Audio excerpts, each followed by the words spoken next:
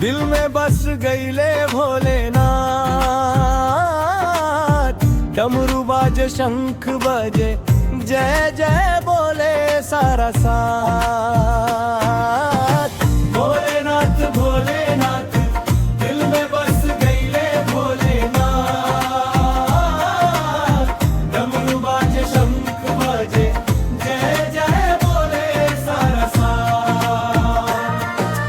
गड्ढा में गंगा माथे चंदा भस्म रमाए रही थे अंगना। सांप गले में शीतल नयन दुख हर लेवे पल भर में।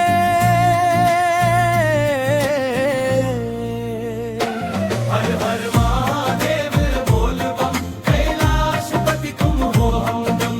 महादेव बोल बम संकट कट जाते एक ही दम।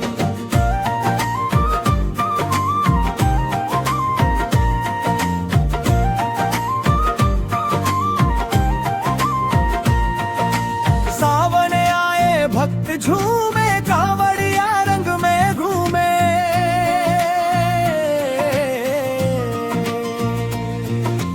बेल पत्र धतूरा चढ़े भोले बाबा मन हर ले।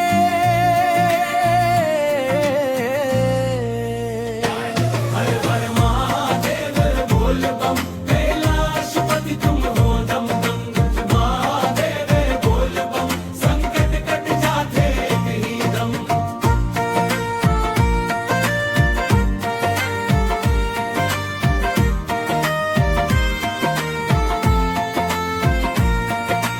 ना धन मांगे ना मान मांगे एक झलक का वरदान मांगे।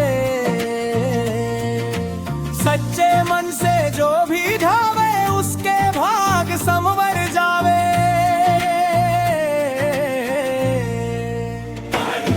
हर नीलकंठ हो विष पी गईले दुनिया खातिर पीड़ा सहले।